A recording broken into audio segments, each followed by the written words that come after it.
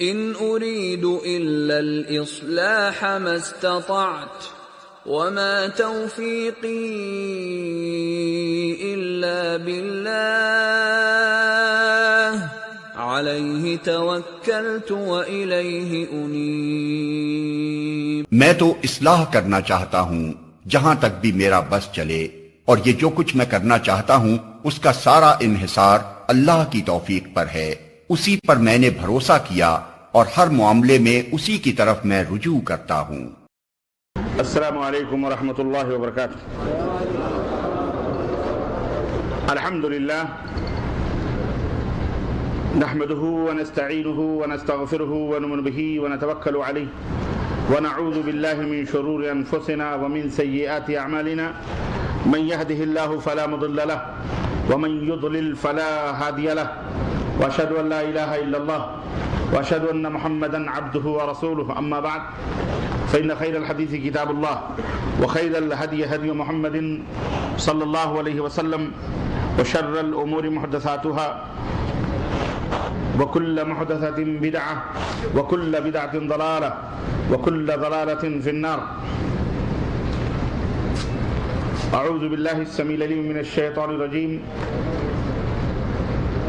بسم اللہ الرحمن الرحیم۔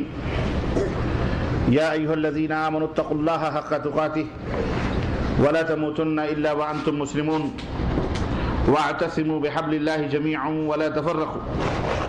وقال تعالی وما خلقت الجن والانس الا ليعبدون۔ وقال تعالى وما آتاكم الرسول فخذوه وما نهاكم عنه فانتهوا۔ اللهم صل على محمد وعلى آل محمد كما صليت على إبراهيم وعلى آل إبراهيم إنك حميد مجيد۔ اللهم بارك على محمد وعلى آل محمد كما باركت على إبراهيم وعلى آل إبراهيم إنك حميد مجيد۔ تمام قسم کی حمد و ثنا، کبریائی اور بڑائی اس اللہ عز و جل کے لیے لائق و زیبا ہے جس نے ہمیں اور آپ کو پیدا فرمایا، اور بیش بہا درود و سلام اس ذات مبارکہ مطہرہ پر جن کا نام نامی اسم گرامی احمد مجتبیٰ محمد مصطفیٰ صلی اللہ علیہ وسلم۔ ٹشو پیپر چاہیے، ٹشو۔ معزز محترم علماء کرام، نوجوان دوستوں، بزرگوں اور بھائیوں اور عزیز ساتھیوں، بچوں،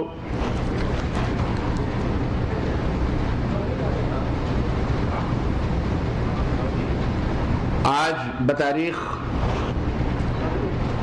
5 جمادی الثانی 1433 ہجری مطابق 26 اپریل سن 2012 عیسوی کے اس اجتماع میں جو المکتب التعاونی للدعوت والارشاد و توعیت الجالیات بطحا کے زیر اہتمام اس حال میں منعقد ہو رہا ہے، اس میں جس موضوع پر آپ حضرات کی خدمت میں کچھ گزارشات لے کر کے حاضر ہوا ہوں اور کچھ باتیں عرض کرنی ہیں، وہ موضوع ہے مقام توحید و رسالت۔ توحید و رسالت کا مقام کیا ہے، رتبہ کیا ہے، اہمیت کیا ہے، قرآن و سنت کی روشنی میں یا آپ حضرات کی خدمت میں چند باتیں رکھی جائیں گی۔ اس کے بعد سوال و جواب کا سلسلہ شروع ہوگا۔ اللہ عز و جل سے دعا ہے کہ اللہ تبارک و تعالی ہم سب کے یہاں آنے اور بیٹھنے کو قبول فرمائے، اور اللہ اپنے رحمتوں کی برکہ ہماری اس مجلس پر نازل فرمائے، اور اللہ تبارک و تعالیٰ کے خیرات و برکات، اللہ تبارک و تعالیٰ کے خیرات و برکات سے، اپنے خیرات و برکات سے اللہ ہمیں مالا مال فرمائے، اور ہماری تمام جائز ضروریات کو اللہ تبارک و تعالیٰ اپنے خزانے غیب سے اور اپنے طرف سے پوری فرمائے، اور اللہ تبارک و تعالیٰ ہمارے والدین کے اوپر رحم فرمائے، ان کی گردنوں کو جہنم سے آزاد فرمائے، ہم سب کی گردنوں کو جہنم سے آزاد فرمائے، اور اللہ رب العزت جس نے یہ پروگرام رکھا ہے اللہ تبارک و تعالیٰ ان کے میزان حسنات میں بنائے اس کو، اور ان کے نیکیوں میں اضافہ فرمائے، اور اللہ تعالیٰ انہیں بھی اس کا اجر اور اس کا ثواب عطا فرمائے، آمین یا رب العالمین۔ تقریباً 23 جنوری سن 2010 آپ سے رخصت ہوا تھا میں، اور اس کے بعد آج اپریل کی 26 تاریخ ہے اور سن 2012 ہے، یعنی تقریباً سوا دو سال ہو گئے آپ سے ملاقات ہوئے۔ اللہ تبارک و تعالیٰ نے یہ ہمارے مقدر میں یہ ملاقات لکھی تھی۔ یہ اللہ رب العزت کا فضل اور اس کا احسان ہے کہ اللہ نے دوبارہ آپ سے ملاقات کروائی، اور کافی دنوں کے بعد یہ ملاقات ہو رہی ہے۔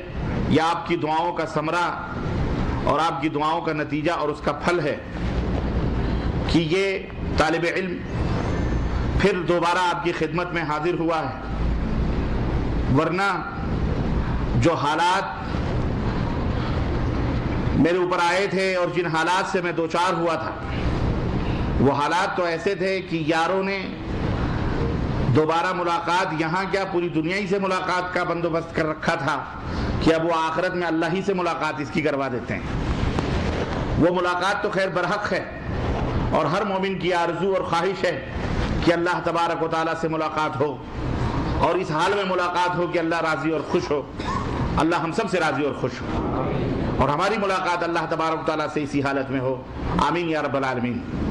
لیکن جن مصائب اور جن مشکلات اور جن پریشانیوں سے گزر کر اور نکل کر جہاں کوئی امید کی کوئی کرن نہ تھی، کوئی شعاع نہ تھی، کوئی راستہ نظر نہیں آ رہا تھا، وہاں آپ کی دعائیں تھیں، اور اللہ رب العزت کا رحم اور کرم اور اس کا فضل تھا کہ آج اللہ تعالیٰ نے پھر اپنے بھائیوں سے اور یہ روشن چہروں سے ملاقات کی، یہ سعادت عطا فرمائی ہے۔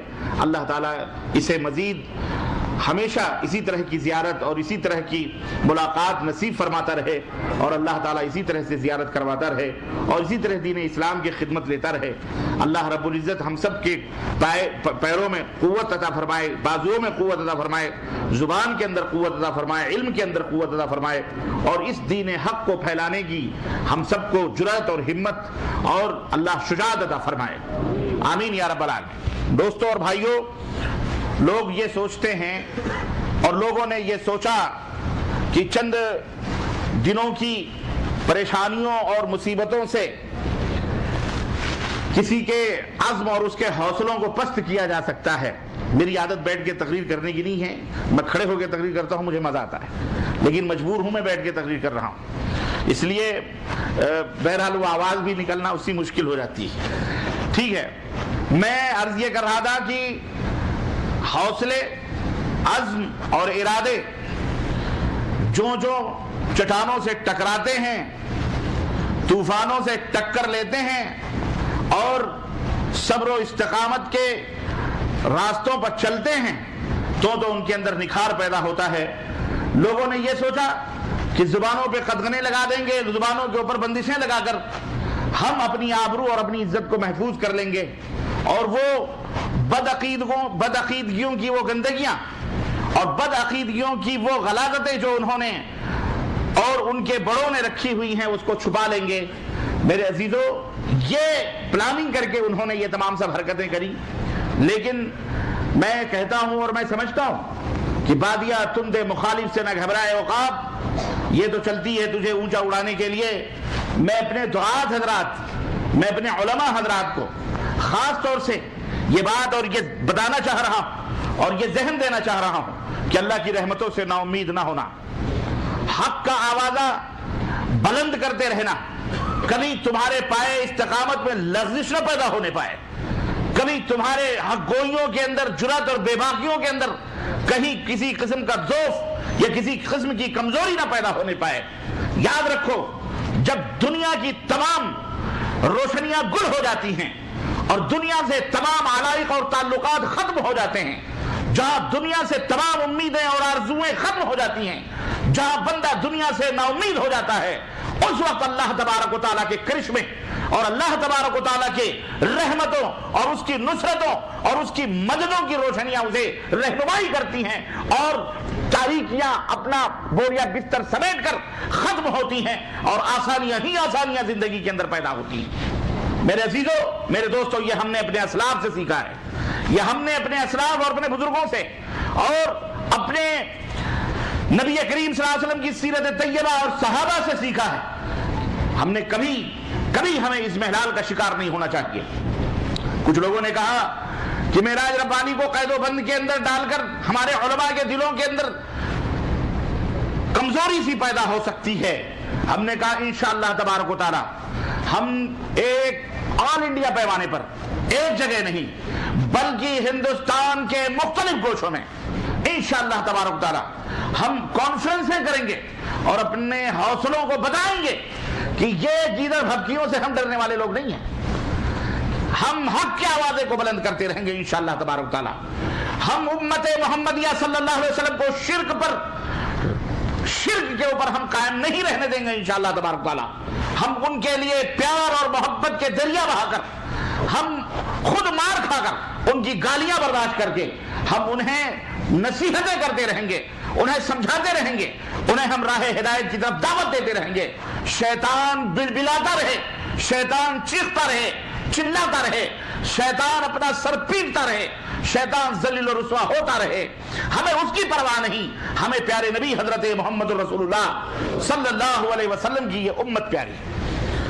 ہمیں وہ بھولے بھالے مسلمان پیارے ہیں جنہوں نے شرک اور کفر کو اسلام سمجھ رکھا ہے، اور یہ بدباطن بدقباس قسم کے شیطانی صفت کے برے علماء جو ہمارے ملکوں کے اندر دندناتے پھرتے ہیں، یہ عوام الناس کے مزاجوں اور ان کے جذبات سے کھیلتے ہیں، یہ انہیں گمراہ کرتے ہیں۔ کس کے نام پر؟ ان کی کوئی حیثیت نہیں، وہ مرے ہوئے لوگوں کا نام لے کر کے کہ جناب علی یہ بزرگوں کی توہین کرتے ہیں، جناب علی یہ جو ہے اولیاء اللہ کی گستاخی کرتے ہیں، جناب علی یہ جو ہے بزرگان صالحین کی کو نہیں مانتے، یہ اماموں کو نہیں مانتے، استغفر اللہ۔ انہوں نے اس طرح کے ایک مہان قائم کیے ہوئے ہیں، ہندوستان کی سرزمین ہو، پاکستان کی سرزمین ہو یا بنگلہ دیش کی سرزمین ہو۔ ہمیں بتانا پڑے گا، ہمیں کھل کر کے بتانا پڑے گا، اور ہماری نہ خاموشیوں کی وجہ سے اور ہماری انہی چپیوں کی وجہ سے ہمارے ملک کے لیڈران بھی اور ہمارے ملک کے سیاسی مدبرین بھی، ہمارے ملک کی پولیس بھی، ہمارے ملک کی سیکورٹی بھی، ان کو پتہ نہیں ہے کہ اہل حدیث کون ہیں، کیا ہیں۔ ان بیچاروں کو پتہ ہی نہیں ہے اہل حدیث۔ اہل حدیث کا تعارف کرانا پڑے گا۔ شرماؤ نہیں اپنے آپ کو اہل حدیث کہتے ہوئے۔ یاد رکھو، جس طرح یہ سورج زندہ حقیقت ہے، جس طرح یہ رات زندہ حقیقت ہے، جس طرح چاند زندہ حقیقت ہے، اور اسی طرح سے یاد رکھو اہل حدیث خالص اسلام ہے، اور اسلام ہی اہل حدیث ہے، اور اہل حدیثیت ہی اسلام ہے۔ یاد رکھو میرے عزیزو، میرے دوستو، اس میں شرمانے کی کوئی بات نہیں۔ ہم نے ڈنگے کی چوٹ پر لوگوں کو بتانا ہے کہ اگر تم جنت میں جانا چاہتے ہو، رب کی رضا چاہتے ہو، خوشنودی چاہتے ہو، اگر تم دنیا اور آخرت میں فلاح چاہتے ہو، کامیابی چاہتے ہو، اگر تم عیش و عشرت کی زندگی چاہتے ہو دنیا میں بھی اور آخرت میں بھی، اگر اللہ کی خوشنودی چاہتے ہو، اگر نبی کائنات صلی اللہ علیہ وسلم کی شفاعت کے مستحق بننا چاہتے ہو، تو رب ذوالجلال کی قسم ہے، اس کائنات میں صرف اور صرف اہل حدیث وہ جماعت ہے جس کے اندر شریک ہو کر انشاءاللہ تبارک و تعالی عمل صالح کر کے اپنے عقیدوں کو پاک و صاف کر کے آپ اللہ کی رضا حاصل کر سکتے ہیں۔ اس کے علاوہ رب کعبہ کی قسم ہے، کوئی جماعت ایسی نہیں جو کھڑی ہو کر کے یہ کہہ سکے کہ ہم حق پر ہیں، ہمارا عقیدہ درست ہے، ہمارا عمل درست ہے۔ اللہ کی قسم، ان کے عقیدے بھی، ان کے اعمال بھی رب کے قرآن اور محمد الرسول اللہ صلی اللہ علیہ وسلم کے فرمان سے کئی زیادہ دور ہے، غلط ہے۔ ایک عقیدہ نہیں، دو عقیدہ نہیں۔ میرے عزیزو، اسلام نام کس چیز کا ہے؟ اسلام نام کس چیز کا ہے؟ اسلام نام عقیدہ توحید کا ہے۔ اسلام نام عقیدہ توحید کا ہے، اور جب بنیاد ہی کے اندر غلطی ہو جائے، جب بنیاد ہی کے اندر گھوٹالے ہو جائے، جب بنیاد ہی غلط ہو جائے، تو یاد رکھو عمل سے کوئی فائدہ نہیں ہوتا ہے۔ عبداللہ ابن جدعان کا نام آپ نے سنا ہوگا۔ حضرت ام المومنین عائشہ صدیقہ رضی اللہ تعالیٰ عنہ فرماتی ہیں کہ میں نے نبی کریم صلی اللہ علیہ وسلم سے پوچھا کہ اللہ کے نبی، صحیح بخاری کی روایت، عبداللہ ابن جدعان جو حاجیوں کی خدمت کرتا تھا، صلہ رحمی کرتا تھا، بڑا ہی نیک آدمی، اور نام بھی کیا تھا؟ بولو، نام کیا تھا؟ عبداللہ نام تھا۔ کیا نام تھا؟ عبداللہ نام تھا. صلہ رحمی کرتا تھا, غریبوں کی مدد کرتا تھا, بیواؤں یتیموں کا سہارا تھا. وہ حاجیوں کے لیے سینکڑوں اونٹ ذبح کر کے ان کی ضیافت کرتا تھا, حجاج کی خدمت کرتا تھا, اور مر گیا. ام المومنین عائشہ صدیقہ فرماتی ہیں کہ میں نے پوچھا کہ اتنے اچھے اچھے اعمال, اتنی نیکیاں اس نے کی ہیں, اے اللہ کے رسول صلی اللہ علیہ وسلم, کیا وہ جنتی ہے؟ آپ صلی اللہ علیہ وسلم نے فرمایا ہرگز نہیں. کیوں؟ اس لیے کہ اس کا عقیدہ غلط تھا, اس کی موت شرک پہ ہوئی ہے. اس کی موت کس پہ ہوئی ہے؟ شرک باللہ پہ ہوئی ہے. تو یاد رکھو, اگر شرک باللہ عقیدے کے اندر موجود ہے, اللہ کے ساتھ شرک موجود ہے, چاہے اللہ کی صفات میں, چاہے اللہ کی عبادات میں, چاہے اللہ کے اسماء میں, اور چاہے اللہ کی ربوبیت میں, یاد رکھو کوئی بھی عمل قابل قبول ہو سکتا ایک نہیں, 5 وقت کی نہیں, راتوں رات آپ نمازیں پڑھ لیں. اور یاد رکھو رات بھر نماز پڑھنا یہ نبی کی سنت نہیں ہے. بہت سارے لوگ اس کو تقوی اور طہارت سمجھتے ہیں, رات بھر نماز پڑھی جائے, یہ نبی صلی اللہ علیہ وسلم کی سنت کے خلاف, مزاج نبوی سنت نبوی کے خلاف بھی ہے. اور اس کو لوگ ولایت کا بہت بڑا وہ سمجھتے ہیں, معیار یا علامت سمجھتے ہیں. فلانے بندے کی تعریف کی جاتی ہے تو راتوں رات نماز پڑھ رہا ہے. ہاں, اور اب تو پتہ نہیں کون کون سی نمازیں پڑھی جا رہی ہیں جناب علی, ایک ٹانگ کے اوپر کھڑے ہو کر کے نماز پڑھی جاتی. در مختار کے اندر امام ابو حنیفہ امام اہل السنہ ہے, ہمارے امام ہے رحمت اللہ علیہ, ظالموں نے انہیں بھی نہ بخشا, کہا کہ وہ ایک ٹانگ کے اوپر خانہ کعبہ کی چھت پر کھڑے ہو کے قرآن پڑھ رہے تھے. امام ابو حنیفہ رحمۃ اللہ علیہ کو پتہ نہیں تھا کہ نبی صلی اللہ علیہ وسلم کی یہ سنت کے خلاف, لیکن کہتے ہیں کہ جیسی روح ویسے فرشتے, جیسی روح ویسے فرشتے. کبڑے ہمیشہ یہی چاہتے ہیں کہ پورا شہر کبڑا رہے, خود بدلتے نہیں, قرآن کو بدل دیتے ہیں, خود نہیں سدھرتے. امام صاحب کو بھی ٹھوک ٹھٹا کر اور پیٹ پٹا کر اپنے مطلب کے مطابق کرنا ہے. صرف حدیث ہی کو نہیں انہوں نے کہا کہ جناب علی ہم اس کو منسوخ کریں گے, تعویل کریں گے, فنا کریں گے, نہیں, امام صاحب کو بھی پیٹ پٹا کے اپنے مطابق بنانے کی کوشش. نعوذ باللہ, امام صاحب رحمت اللہ علیہ آج ہوتے تو ان تمام لوگوں سے جو ان کی طرف اپنی نسبت کرتے ہیں برات کا اظہار فرماتے اور کہتے ہیں یہ سارے کے سارے جہنم میں جانے والے بد عقیدہ. استغفر اللہ, نہ میرا عقیدہ, نہ میرا عمل, نہ میرا اجتہاد, کچھ بھی نہیں ان کے پاس ہے. انہوں نے خود گڑھ کر کے خانہ ساز شریعت اپنے گھر کی شریعت بنا کر کے ہماری طرف منسوخ کیے. امام صاحب رحمت تو عرض کرنے کا مطلب یہ ہے کہ میرے عزیزوں, میرے دوستوں اور بھائیوں, اگر عقیدہ درست نہیں ہے, توحید صحیح نہیں ہے, تو پھر عمل کا کوئی فائدہ. یہ ہے رتبہ, یہ ہے مقام توحید کا کہ اللہ تبارک و تعالیٰ نے فرمایا وَمَا خَلَقْتُ الْجِنَّ وَالْإِنسَ إِلَّا لِيَعْبُدُونَ, میں نے انسان اور جنات کو صرف اپنی عبادت کے لیے پیدا کیا ہے. یہ عبادت, یہی توحید عبادت ہے کہ اللہ رب العزت کے سوا نہ کسی کی عبادت کی جائے, نہ کسی کے سامنے سر کو جھکایا جائے, نہ کسی کو پکارا جائے, اور نہ کسی کے نام کے نظر و نیاز کیے جائیں, نہ کسی نام کے ذبیحے ذبح کیے جائیں. مشکل کشا وہی ہے, حاجت روا وہی ہے لوگوں کو نجات دینے والا, دکھ اور درد. بہت سمپل سی بات ہے. آپ سوچتے ہوں گے میں کوئی نئی بات کرنے آیا, میں کیا نئی بات کروں گا. یہ آپ, توحید کوئی نئی چیز نہیں ہے, توحید تو لیکن وہ چیز ہے جو حضرت آدم سے لے کر کے حضرت نوح اور حضرت نوح سے لے کر کے آج تک اس کی دعوت دی جا رہی. پورا قرآن اللہ تبارک و تعالیٰ نے توحید, لیکن حقیقت کیا ہے آپ یہ دیکھیں کہ یہی لوگوں کی سمجھ میں توحید کی بات نہیں آتی ہے. چیگم کی طرح اس طرح سے اس کو پھیلایا گیا اور اس طرح سے اس کو سمیٹا گیا اور کھینچا گیا, اللہ کی قسم توحید نہیں سمجھ میں آتی. بڑے بڑے منطق اور فلسفے کی کتابیں سمجھ میں آ گئی, بڑے بڑے الجبرا جیسے اور جناب علی مفکرین کی کتابیں ان کی سمجھ میں آ گئی, لیکن توحید جیسی بالکل بسیط اور بالکل گڈریے بھیڑ اور بکریوں کے چرواہے جیسے لوگ بھی جو ہے وہ سمجھ گئے, لیکن آج ہماری سمجھ میں نہیں آ رہا ہے. ماشاءاللہ تبارک اللہ, بڑی شرف کی بات ہے. حضرت علامہ عبد الرحمن عبد الجبار پریوائی ہمارے درمیان تشریف لا رہے ہیں. اہلاً و سہلاً و مرحباً شیخ, جزاکم اللہ خیر. اب ہم بریلوی ہوتے تو نعرہ لگوا دیتے، لیکن خوش قسمتی سے تو ہم اس گروپ کے ہیں نہیں الحمدللہ۔ لیکن ہمارے لیے یہی کیا بات ہے کہ ہم اتنا تو کم از کم اعزاز میں کہیں کہ ہمارے مشائخ یہ ہمارے چاند اور سورج اور چاند آ گئے، تو یہ ہمارے لیے بڑی شرف کی بات ہے، یہ بڑی سعادت کی بات ہے۔ اور یہ وہ لوگ ہیں میرے عزیزو، اللہ کی قسم اگر یہ کہیں اور ہوتے نا اہل حدیثوں کے علاوہ، ان کے جوتے پوجے جاتے، ان کے سجدے کیے جاتے، لیکن اللہ کا شکر ہے کہ الحمدللہ یہ سجدہ نہیں کیے جا رہے ہیں، ورنہ یہ بھی طاغوت ہو جاتے ہے کہ نہیں۔ یہ اہل حدیثوں میں ایسے الحمدللہ قلم اور زبان اور علم کے شہسوار موجود ہیں، یہ اللہ رب العزت کا فضل ہے۔ یہ میں کل تذکرہ کروں گا انشاءاللہ۔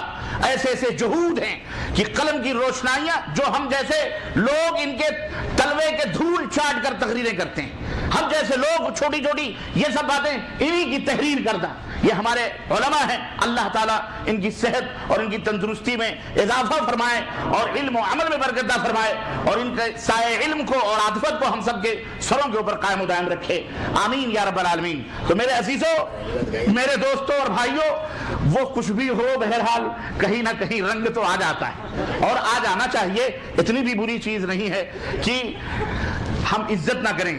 یہ ہمارے ہاں یہ بہت کمی، یہ بھی کمی ہے ہمارے ہاں، یہ میں کل بتاؤں گا انشاءاللہ، کہ ہم اپنے علماء کا ادب اور احترام، ہم نے یہ سمجھ رکھا ہے کہ ادب و احترام کرنا بھی گویا ایک طرح سے وہ ہے، بھئی غلو مت کرو، لیکن ادب اور احترام تو ضروری ہے۔ کسی کے ادب اور احترام کر لینا، یہ اس کو پوجنا یا پرستش کرنا نہیں، ہاں البتہ غلو کرنا ان کی شان میں یہ بہرحال حرام ہے، اور یہ پرستش میں آتا ہے، پوجنے میں آتا ہے، جس سے اللہ اور اس کے رسول نے منع فرمایا۔ المہم عرض کرنے کا مطلب، میرے کہنے کا مطلب یہ ہے میرے عزیزوں، میرے دوستوں اور بھائیوں، کہ عقیدہ توحید کوئی بہت بڑا مسئلہ نہیں ہے۔ علامہ اقبال کے اس شعر کو آپ ذہن میں رکھیں کہ نہیں، سمجھ میں نقطہ توحید آ تو سکتا ہے، سمجھ میں نقطہ توحید آ تو سکتا ہے، تیرے دماغ میں بت خانہ ہو تو کیا کہیے، تیرے دماغ میں بت خانہ ہو تو کیا کہیے۔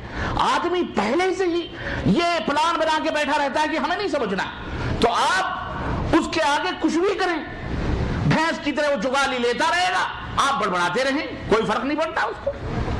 بہت چھوٹی سی بات ہے، یہ عرب کے گڈریے یہ بدو سمجھ گئے تھے، اونٹوں کی میگنیاں دیکھ کر کہتے ہیں ہمیں اونٹ کا پتہ چلتا ہے، بکریوں کی میگنیاں دیکھ کر ہمیں یہ پتہ چلتا ہے یہاں بکریاں آئی ہوئی تھی، ان کے پیروں کے نشان دیکھ کر کے ہمیں پتہ چلتا ہے یہاں جانور گزرا ہے۔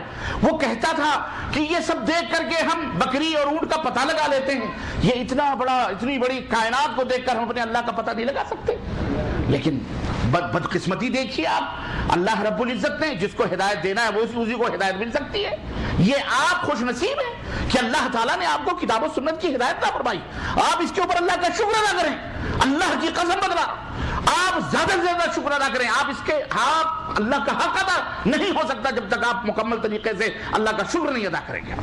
آپ اللہ کا شکر ادا کریں کہ اللہ نے آپ کو حق و باطل کی تمیز دی ہے، حق و باطل کے درمیان فرق کرنے کی تمیز دی ہے، ورنہ بڑے بڑے جغادری موجود ہیں، بڑے بڑے علامۃ الدہر کے ٹائٹل لگانے والے موجود ہیں، بڑے بڑے شیخ المشائخ اور بڑے بڑے جناب علی قطب الاقطاب کے لیبل لگانے والے موجود ہیں، لیکن قبروں کے سامنے سجدہ ریز ہیں، درگاہیں پوج رہے ہیں، جوتے پوج رہے ہیں، چپل پوج رہے ہیں۔ یہی نہیں، جناب علی اللہ کی قسم میں کیا بتاؤں آپ کو، پیشاب اور پیخانے تک کی پرستش یہ مسلمان کلمہ کو کرتا ہے۔ غیروں کی بات ہم کیا کریں، غیر تو ایک کو پوچھتا ہے، ہم تو شخصیتوں کو بھی پوچھ رہے ہیں، ہمارے یہاں شخصیت پرستی بھی ہے، پیر پرستی بھی ہے، فکر پرستی بھی ہے، امام پرستی بھی ہے، اور نہ جانے کتنی پرستشیں ہم کر رہے ہیں، جس نگر جس گلی میں دیکھو، اور یہ تمام سب چیزیں ہو رہی ہیں۔ یہ کیوں ہیں؟ یہی عقیدہ توحید کے نہ سمجھنے کی وجہ سے۔ اس میں ہمارا قصور ہے، ہماری کمیاں ہیں کہ ہم نے عوام کو کھل کر کے توحید کی بات نہ بتلائی، ہم ڈر گئے، خوفزدہ ہو گئے۔ لیکن اے دنیا کے لوگوں، اللہ کی قسم ڈرنے کی ضرورت نہیں ہے، ڈرنے کی ضرورت نہیں ہے، اٹھو توحید کے پیغام سے اپنے ملکوں کو آشنا کرو۔ اللہ کی قسم لوگ شرک پہ مر رہے ہیں، ان سے نہ ڈرو، یہ بزدل مردہ پرست یہ تمہارا کیا بگاڑ سکتا ہے؟ کچھ بھی نہیں کر سکتا ہے۔ اللہ سے ڈرو، اللہ سے ڈرو، اللہ جس کا نگہبان ہوگا اس کا کوئی بال بھی بیٹا کر سکتا نہیں۔ ایک جان، اگر جان کی ڈر ہے، جان کی پرواہ ہے، میاں یہ جان تو کوئی جان نہیں، جان دے دی ہوئی اسی کی تھی. حق تو یہ ہے کہ حق ادا نہ ہوا. اگر یہ جان اللہ کی بارگاہ میں قربان ہو جائے تو پھر کیا کہنے ہیں. جنت تمہارا مقدر ہے, ہمارا مقدر ہے. کبھی اس کی پرواہ نہ کرو اور توحید کے اس دعوت کو لوگوں تک پہنچاؤ پیار سے, محبت سے.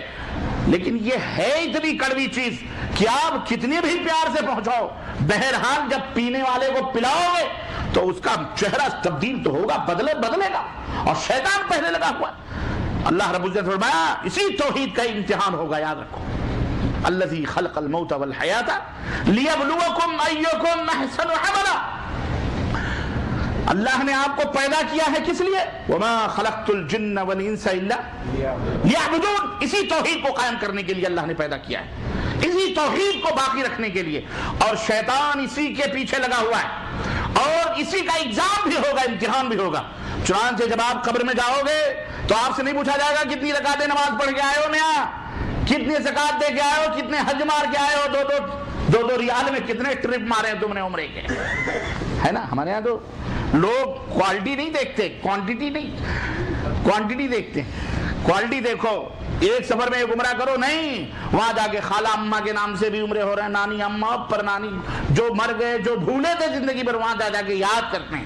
لوگ 2 ریال میں ٹرپ مار کے عمرے کرتے ہیں. استغفر اللہ. اور بتایا جائے تو ان کو تسلی بھی نہیں ہوتی. الغرض عرض کرنے کا مطلب یہ ہے کہ اللہ کے رسول اللہ تبارک و تعالیٰ یہ نہیں پوچھے گا تم سے کہ قبر میں فرشتے نہیں پوچھے تم کتنے حج کرے, تم نے کتنے عمرے کیے, کتنی زکاتیں دی, بلکہ سب سے پہلا سوال توحید کا ہوگا. من ربک, کیا ہوگا؟ بس وہیں سے فیصلہ ہو جائے گا. میاں تب وہاں تم چلاتے رہو یا غوث اعظم, لگاؤ نعرہ, بلند یا غوث المدد. ہمارا پیر تھا, اللہ کی قسم, لعنت اللہ علی الکاذبین, اللہ جھوٹوں پر لعنت بھیجے. بولو آمین, بولو آمین. ہاں ہمارا پیر تھا, ہم تو اس کے بیگ لے کے پیچھے گھومتے تھے, اور میلاد میں سب سے پہلے میری تقریر ہوتی تھی, نعت پڑھتے, پھر بابا آتے تھے, پھر بہرحال نعرے وعرے لگتے تھے. وہ تقریر میں ایک نہیں سینکڑوں دفعہ, اور میری آواز سننے والے میرے ہم عصر مولوی ہندوستان میں موجود ہیں, وہ سن رہے ہوں گے, اور وہ سنے ہیں انہوں نے. وہی میرے سب سے زیادہ دشمن بن گئے تھے بیچارے. ہاں, کیوں جانتے تھے نا یہ گھر کا بھیدی لنکا ڈھائے. انہوں نے وہ کیا کہتا تھا کہ پیرانے پیر کا غلام, اس کو دفن کیا گیا, فرشتے آئے, منکر نکیر آئے. منکر نکیر نے کہا من ربک, کہا یا غوث المدد, کہا ما دینک, کہا یا غوث المدد, کہا ماذا تقول فی شان هذا الرجل الذي بعث فيكم, کہا اس نے کہا یا غوث المدد. اتنا سننا تھا کہ حضرت شیخ عبد القادر جیلانی روشن ضمیر پیرانے پیر اس کی قبر میں آ گئے, اور منکر نکیر ان کے گرز ہاتھوں میں کہ اگر وہ پہاڑ پہ رکھ دیں تو پہاڑ بھی سرما ہو جائے. ایک بڑے بڑے دانت زمین کو چیرتے ہوئے, نیلی آنکھیں, پہاڑوں جیسے بدن, قبر کے اندر کھڑے ہوئے شیخ عبد القادر جیلانی پیرانے پیر پہنچے اور ان کے پروں کو پکڑا. استغفر اللہ, خاکم بدہن. میں یہ سمجھتا ہوں کہ فرشتوں کی بھی توہین کرنا یہ بھی کفر ہے, اور تمسخر اور اللہ کی شریعت کا مذاق اڑانا ہے. اللہ نے جن کو جس چیز کے لیے مقدر کیا ہے, پیدا کیا ہے, وہ لوگ تو اللہ کی ایک سر منہ بھی حکم دولی نہیں کرتے, تفاوت نہیں کرتے, وہ اللہ کے حکم کی پابندی کرتے. کہتے ہیں شیخ عبد القادر جیلانی نے ایک ہاتھ سے منکر کا پر پکڑا اور دوسرے ہاتھ سے نکیر کا پر پکڑا, اور کہا تمہیں پتا نہیں یہ میرا مرید ہے جو مجھے باقاعدہ 11ویں اور کس کے فاتحہ اور نظر و نیاز اور چڑھا کر کے بھیجا کرتا تھا, اور تم آگے اس سے حساب لینے کے لیے. اور اس کے پر کو پکڑا, اللہ کی قسم. وہ پھر کہا دیکھ ہٹا کھٹ, اس سے آیا پوچھنے کے لیے من ربک کا, ما دینک کا. اس طرح سے باقاعدہ لڑایا, کہا جاؤ پلٹ جاؤ. چنانچہ وہ دونوں ماریٹر کے فرشتے نکل گئے, اور ان کو اللہ کی طرف سے یہ حکم ہوا کہ اس کو دلہن کی طرح سلا دیا جائے. اب اس کے اوپر نعرے قادری یا غوث المدد کے نعرے لگتے تھے جناب عالی. یہ اللہ کی قسم بتلا رہا ہوں. بیچارے عوام جاہل انہیں یہ واقعہ بتا کر کہ قبر میں شیخ عبد القادر جیلانی آتے ہیں. ہاں آپ نے تو سنا ہوگا کہ صرف محمد صلی اللہ علیہ وسلم کا چہرہ دکھایا جاتا ہے یا نبی صلی اللہ علیہ وسلم آتے. یہی نہیں بلکہ جس کا جو پیر ہوتا ہے وہ پیر باقاعدہ قبر میں ہوتا بھی. اور کیا بعید ہے بھائی, ان کے پیر تو مریدوں کے گھروں میں بیٹھے رہتے ہیں. حضرت خان صاحب نے لکھا ہے نا بریلی شریف کے امام اعلی حضرت سے اپنی کتاب ملفوظات اعلی حضرت میں لکھا ہے انہوں نے کہ باقاعدہ پیر ہر مرید کے گھر میں ہوتا ہے. یہی نہیں, اگر معذرت کے ساتھ اپنی ماں بہن بیٹیوں کی کہ اگر کوئی مرید اپنی بیوی سے ہم بستری کرتا ہے دوسری کھاٹ یا کونے میں اس کا مرید بھی اس کو بیٹھا رہے, اس کا پیر بھی بیٹھ کے دیکھتا رہتا ہے. اعوذ باللہ استغفر اللہ. یہ باتیں بہت کڑوی لگتی ہیں لوگوں کو. میرے عزیزوں, میرے دوستوں اور بھائیوں, ایسے ایسے قصے ایسی ایسی کہانیوں سے امت کا بیڑا غرق کیا جا رہا ہے. امت تمہارا انتظار کر رہی ہے. اب سونے کا وقت نہیں رہا, اب بیدار ہونے کا وقت ہے. جاگو, علم حاصل کرو. اللہ تبارک و تعالیٰ نے قرآن و سنت کا علم تمہیں دیا ہے. علماء موجود ہیں, طلبہ موجود ہیں, ان سے استفادہ کرو اور اس دعوت کو بغیر کسی مجاملت کے اور مداہنت کے دنیا کے سامنے رکھو اور لوگوں تک پہنچاؤ تاکہ لوگ شرک سے باز آ جائیں. لوگ شرک سے باز آ جائیں, توبہ کریں, ورنہ قیامت کے دن یاد رکھو کنتم خیر امت اخرجت للناس, جو مقصد تخلیق اور جو مقصد اخراج ہے جو اللہ رب العزت نے ہمیں بپا کیا ہے, اس مقصد کے لیے اللہ رب العزت کے ہاں آپ بھی پوچھے جائیں گے اور آپ سے بھی پوچھا جائے گا. تو عرض کرنے کا مطلب یہ ہے کہ سب سے پہلے عقید توحید کے بارے میں سوال ہوگا. من ربوں کا, تمہارا رب کون ہے؟ ما دینوں کا, کس دین پر قائم تھے؟ وہاں یہ نہیں پوچھا جائے گا تم قادری تھے, تم چشتی تھے, تم مرزائی تھے, تم قادیانی تھے, تم نقشبندی تھے, تم حنفی تھے, تم دیوبندی تھے, تم شافعی تھے, تم مالکی تھے, تم حنبلی تھے. کہیں قرآن و حدیث میں ہے یہ؟ بولو. پوچھا جائے گا؟ بولو. کہیں نہیں پوچھا جائے گا. ما دینوں کا, تیرا دین کیا ہے؟ اور دین اللہ کے ہاں کیا ہے معلوم ہے؟ ان الدین عند اللہ الاسلام. اللہ کے ہاں جو دین معتبر ہے وہ اسلام ہے. اور اسلام کیا ہے؟ اسلام دو چیزوں کا مجموعہ ہے. ایک رب کا قرآن ہے اور ایک محمد الرسول اللہ صلی اللہ علیہ وسلم کا فرمان ہے. یہ دو چیزیں ہیں, دو چیزیں. اللہ کے حبیب صلی اللہ علیہ وسلم نے فرمایا ان دونوں چیزوں کو مضبوطی کے ساتھ لا الہ الا اللہ, یہ توحید ہے, مقام توحید ہے. اللہ کے سوا کوئی بھی, اللہ کے سوا کوئی بھی, کوئی کہہ رہا ہے معبود برحق نہیں, کوئی کہہ رہا ہے معبود نہیں ہے. ابھی تمہیں لا الہ الا اللہ کا معنی نہیں پتہ ہے. سوچو, الف ہی میں بسم اللہ میں فعل ہیں, اور قبر میں کیا جاؤ گے جواب دو گے تم ہیں؟ لا الہ الا اللہ کا کیا معنی ہے؟ اللہ کے سوا. سامنے بیٹھے ہو, اللہ سے ڈرو, اتنا جھوٹ بول رہے ہو, غلط بول رہے ہو. ہاں, پہنچتے ہی آپ نے کہا میں نے داڑھی بڑھا لی. میں نے کہا الحمدللہ. عقیدہ کب بڑھاؤ گے؟ عقیدے میں بھی تبدیلیاں پیدا کرو انشاءاللہ تعالی. اللہ تعالیٰ برکت عطا فرمائے اور اللہ استقامت عطا فرمائے. جزاک اللہ خیر. آپ کو دیکھ کے پیچھے راستے میں آیا. اللہ تعالیٰ آپ کو اور استقامت عطا, ہمیں نہ دیکھو, اللہ رسول کو دیکھو. ہم تو گنہگار بندے ہیں, اللہ تعالیٰ مزید توفیق عطا فرمائے. لا الہ, اللہ کے سوا کوئی بھی حقیقی معبود نہیں, معبود برحق نہیں, سچا معبود. جھوٹے معبود بہت ہیں, بہت جھوٹے معبود ہیں. 36 کروڑ پتہ نہیں کتنے کروڑ لوگ پوج رہے ہیں, ہے ہی نہیں. لیکن حقیقی معبود کون ہے؟ صرف لا الہ الا اللہ. اس کا معنی کیا ہے؟ اللہ کے سوا کوئی بھی حقیقی. یاد رکھنا, اپنے بچوں کو بھی یہ بات سنا دینا, اللہ کے سوا کوئی بھی حقیقی معبود نہیں. یہ عقید توحید ہے, یہ مقام توحید ہے. اس کے بغیر کبھی نماز, روزے, حج, زکات. نماز میدان محشر میں پوچھی جائے گی, زکات میدان محشر میں, حج میدان محشر میں اگر کیے ہوں گے. لیکن عقیدہ سب سے پہلے لا الہ الا اللہ. من ربک, ما دینک, تمہارا دین کیا ہے؟ اسلام. اور یہ اسلام ہمارے تمہارے لیے اللہ کے نبی چھوڑ کے گئے کہ اپنی مرضی سے الٹ پھیر کرتے رہو. جیسے چاہو بناؤ، جیسے چاہو کم کرو، جیسے چاہو گھٹاؤ، جیسے چاہو بڑھاؤ۔ اللہ رب العزت نے آج سے 1400 برس پہلے یہ مہر لگا دی تھی، الیوم اکملت لکم دینکم واتممت علیکم نعمتی۔ اے کائنات کے لوگوں سنو، میں نے آج کے دن تمہارے دین کو مکمل کر دیا ہے۔ مکمل کس کو کہتے ہیں؟ جو نقص سے پاک ہو، جس کے اندر کمی نہ ہو، جو ناقص نہ ہو۔ اگر یہ گلاس پانی سے لبریز ہے، مکمل ہے، تو اس کے اندر ایک قطرے پانی کا اضافہ بھی اس کو کم کر سکتا ہے۔ جناب علی، اگر یہ ایک قطرے کی بھی گنجائش نہیں ہے، تم نے ایک قطرہ ڈالا تو ایک قطرہ خود ہے، لیکن آزو بازو سے 10 قطرے لے کر کے نکلے گا۔ یہی بدعت کی پہچان، یہی بدعت کی چیز ہوتی ہے۔ جہاں ایک بدعت ایجاد ہوتی ہے، وہاں 100 سنتوں کی برکتیں اٹھا لی جاتی ہیں۔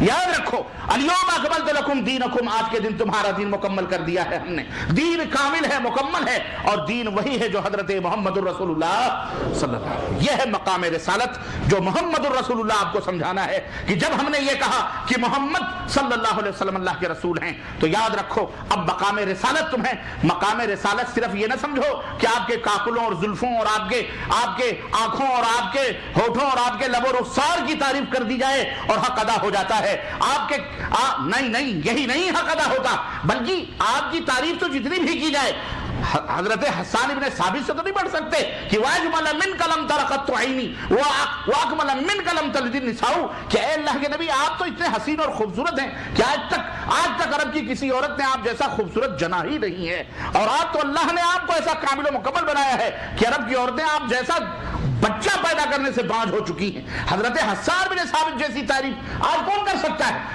اللہ کے حبیب صلی اللہ علیہ وسلم کی تعریف تو خود اللہ رب العزت نے قرآن کریم کے اندر کی ہے، اور وہ اتنی تعریف ہے کہ اگر ہم اسی کو بیان کرتے رہیں تو اللہ اکبر، اس سے زیادہ ہم کیا تعریف کر سکتے ہیں؟ اللہ تبارک و تعالیٰ نے پورا قرآن اللہ نے اپنے حبیب صلی اللہ علیہ وسلم کی تعریف اور آپ صلی اللہ علیہ وسلم کے کردار اور آپ کے اخلاق اور آپ کے حسن اخلاق کو بیان کرنے میں اللہ رب العزت نے پورے قرآن کو نازل فرمایا۔ پورا قرآن پڑھیے اور نبی کریم صلی اللہ علیہ وسلم کے اخلاق و کردار کو دیکھتے جائیے۔ تو مقام رسالت کو صرف تعریف و توصیف تک محدود نہیں رکھنا ہے، بلکہ ہم اگر کسی کا مقام بتاتے ہیں، اگر اللہ کی خلاقیت اور اللہ رب العزت کی طاقتوں اور قوت اور اللہ رب العزت کی شان جلالت کو اگر دنیا کے سامنے ہم واضح کرتے ہیں، تو اس کا مفہوم کیا ہوتا ہے، اس کا مقصد کیا ہوتا ہے کہ اے لوگوں سنو، جو اتنا عظیم ہو، جو اتنا مہان ہو، جو اتنی جلالت اور اتنی عظمت شان کا مالک ہو، جو اتنا بڑا ہو کہ پوری کائنات کو اکیلے سنبھال سکتا ہے، وہی اس بات کا مستحق ہے کہ اسی کی پرستش کی جائے، اسی کی عبادت کی جائے، اسی کے سامنے سروں کو جھکایا جائے، اسی سے دعائیں کی جائیں، اسی کو مانگا جائے، اسی سے مانگا جائے، اسی کے سامنے اپنی ضرورتوں کو رکھا جائے اور اسی سے فریاد کی جائے، اسی سے استعانت و استغاثہ کیا جائے، اسی کے لیے نظر و نیاز کیا جائے، اسی کے لیے ذبح کیا جائے، اسی کے لیے ساری عبادتوں کو خاص کر دیا جائے، اور اسی کا احترام، اسی کی عزت۔ مقام توحید کو بتلانے کا مقصد یہ ہوتا ہے کہ ہم اس بات کو سمجھیں، اور مقام رسالت کا سمجھانے کا مطلب یہ ہوتا ہے کہ آپ یہ ذہن اور عقیدہ بنا لیں کہ کوئی بھی عمل اس وقت تک بارگاہ رب العزت میں قبولیت کا شرف نہیں حاصل کر سکتا جب تک حضرت محمد الرسول اللہ صلی اللہ علیہ وسلم کی سنت مطہرہ کی مہر اس کے اوپر نہ لگی ہو۔ کوئی بھی عمل ہو، وہ کتنا حسین اور کتنا خوبصورت کیوں نہ ہو، کیونکہ آپ صلی اللہ علیہ وسلم کو اللہ رب العزت نے ساری کائنات کے لیے اسوہ بنا کر کے بھیجا ہے اور ساری کائنات کا رسول بنا کر کے بھیجا، اور رسول کا مفہوم مطلب یہی ہوتا ہے۔ محمد الرسول اللہ صلی اللہ علیہ وسلم کا مطلب یہی ہے کہ آپ نے جو کچھ خبر دی ہے غیب کی، اس کی تصدیق کی جائے، جس بات کا حکم دیا ہے اس کے اوپر عمل کیا جائے، اور جس بات سے نبی کائنات صلی اللہ علیہ وسلم نے ہمیں منع کیا ہے اس بات سے رکا جائے۔ یہ ہے محمد الرسول اللہ صلی اللہ علیہ وسلم کا مقام اور رفعت، آپ کی شان اور عظمت، کہ آپ صلی اللہ علیہ وسلم نے جہاں کہا رکو، رک جاؤ، جتنا کیا ہے اتنا کرو۔ ہمیں تانے یہ دیے جاتے ہیں کہ جناب علی یہ لوگ نبی صلی اللہ علیہ وسلم کو اپنے جیسا بشر کہتے ہیں، نبی صلی اللہ علیہ وسلم کو عالم الغیب نہیں مانتے، نبی صلی اللہ علیہ وسلم کو فلاں نہیں کرتے، نبی صلی اللہ علیہ وسلم کی توہین کرتے ہیں، استغفر اللہ۔ ہم کہتے ہیں اگر کوئی ادنا برابر بھی نبی کریم صلی اللہ علیہ وسلم کی توہین کرے تو وہ کافر در کافر در کافر در کافر ہے، خبیث، وہ جنت میں جا سکتا؟ بولو، یہ ہمارا عقیدہ ہے۔ چلا چلا کر کے ہمارے اسلاف چلے گئے، اللہ انہیں جنت نصیب فرمائے، اللہ ان کی قبروں کو نور سے معمور فرمائے۔ آج ان کی نسلیں چلا رہی، لیکن یہ شیطان چیختے چیختے ان کے اپنے پتنی جہنم میں سڑ رہے ہیں، چلا چلا کر کے چلے گئے، لیکن آج بھی ان کی زبان پہ، ان کے دماغ پہ یہ بات نہیں آ رہی ہے کہ یہ ہمارا ایمان اور عقیدہ ہے کہ مدنی تاجدار حضرت محمد رسول اللہ صلی اللہ علیہ وسلم کی ادنا بھی توہین کرنا کفر ہے۔ آدمی مومن ہو سکتا نہیں ہو سکتا، لیکن جہاں عمل کی باری آتی ہے، عمل اللہ کے رسول صلی اللہ علیہ وسلم نے لوگوں اس طرح سے عقیدہ بیان فرمایا ہے۔ اللہ کے نبی صلی اللہ علیہ وسلم کا عقیدہ یہ تھا، اللہ تعالیٰ نے یہ بیان فرمایا، اللہ کے نبی نے یہ بیان فرمایا، نہیں، وہاں اللہ کے نبی صلی اللہ علیہ وسلم ان یاروں کی سمجھ میں نہیں آتے۔ جیسا ان کے لوگوں نے جو عقیدہ ان کو سمجھا دیا اسی کو سمجھ، اس کو اللہ کے نبی صلی اللہ علیہ وسلم کی دلیل، حدیث کی دلیل، قرآن کی دلیل۔ تو دنیا کو الو بنایا ہوا ہے کہ جو دلیل مانگے وہ ذلیل ہوتا ہے، جو دلیل مانگے وہ کون ہوتا ہے؟ مومن دلیل نہیں مانگتا، مومن بغیر دلیل کے عمل کرتا ہے، جو غیر مومن ہوتا ہے وہ دلیل مانگتا ہے اور اس کی دلیل وہ خود ذلیل دیتا ہے۔ جو یہ بات کہتا ہے اس کی دلیل بھی وہ ذلیل کیا دیتا ہے کہ دیکھو فرشتوں کو اللہ تبارک و تعالیٰ نے فرمایا وَإِذْ قُلْنَا لِلْمَلَائِكَةِ اسْجُدُوا لِآدَمَ فَسَجَدُوا إِلَّا إِبْلِيسَ، جب ہم نے فرشتوں سے کہا کہ اے فرشتوں آدم کو سجدہ کرو، سارے فرشتے بغیر دلیل کے جھک گئے، سجدے میں چلے گئے۔ ابلیس نے کہا دلیل چاہیے،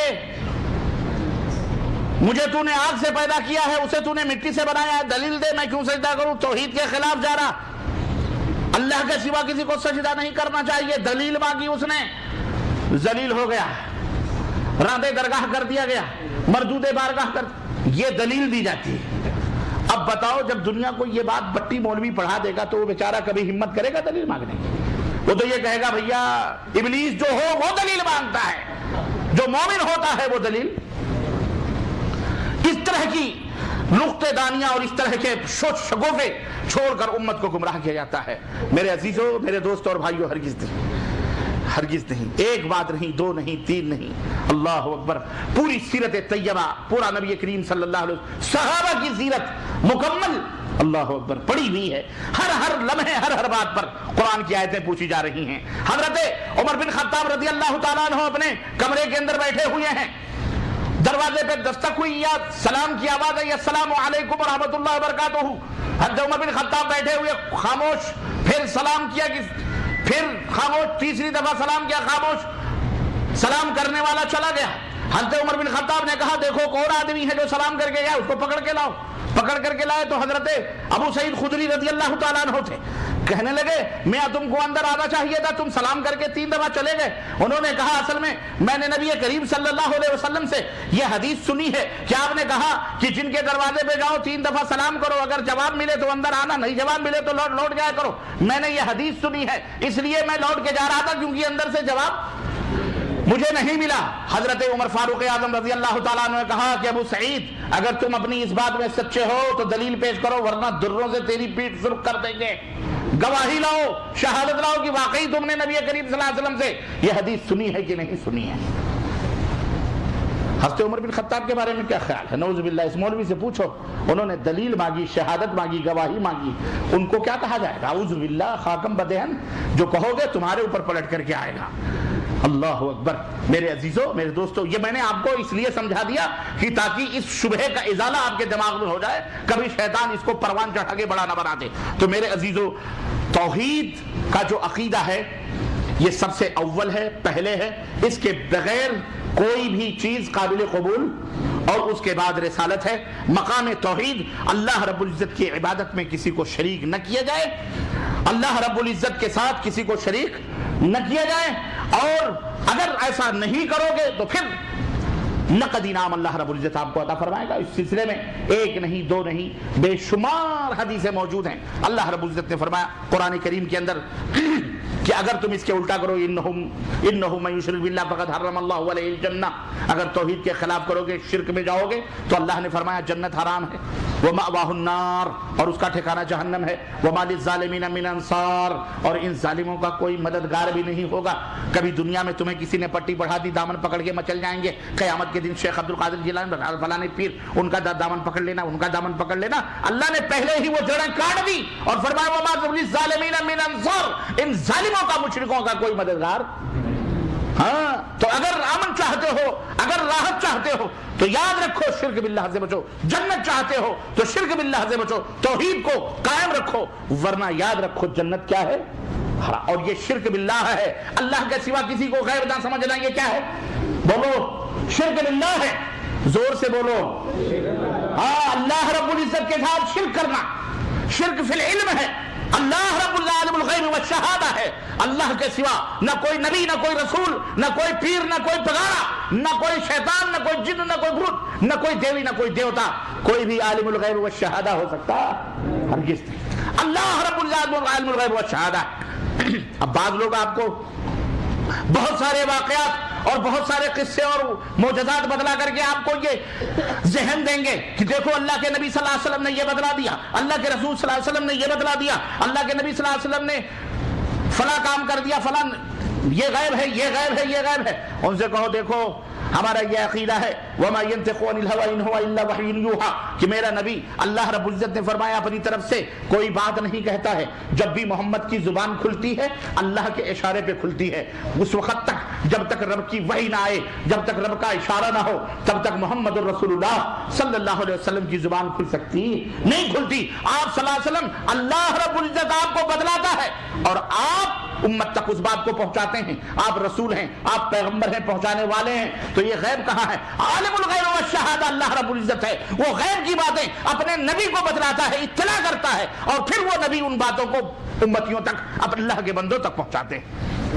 ہمارا یہ ایمان اور عقیدہ، لیکن بذات خود اللہ کے نبی صلی اللہ علیہ وسلم کسی بات کو جانتے ہو، اللہ اللہ اللہ، اگر آپ یہ عقیدہ رکھتے ہیں تو کیا کہیں گے، کتنے فساد پیدا ہو جائیں گے، اللہ اکبر اللہ اکبر۔ اگر آپ یہ عقیدہ رکھیں گے تو اللہ کی قسم بتلا رہا ہوں کہ کفر بھی شرم آئے گا، اور پوری دنیا حضرت محمد الرسول اللہ صلی اللہ علیہ وسلم کے کردار اور آپ کے کیریکٹر کے اوپر انگلیاں اٹھائے گی کہ محمد صلی اللہ علیہ وسلم جانتے تھے، اس کے باوجود بھی اپنے ساتھیوں کو کٹواتے تھے، محمد جانتے تھے، اس کے باوجود بھی دنیا سے ظلم، دنیا سے لڑتے تھے، محمد جانتے تھے ہر چیز، اس کے باوجود بھی یہ غلطیاں اور یہ فساد کرتے تھے۔ استغفر اللہ ثم استغفر اللہ۔ اس لیے میرے عزیزو، اللہ سے ڈرو، اللہ ہی عالم الغیب والشہادہ ہے، اللہ ہی مددگار، اللہ ہی استعانت مدد کرنے والا، اللہ ہی فریاد کو پہنچنے والا ہے۔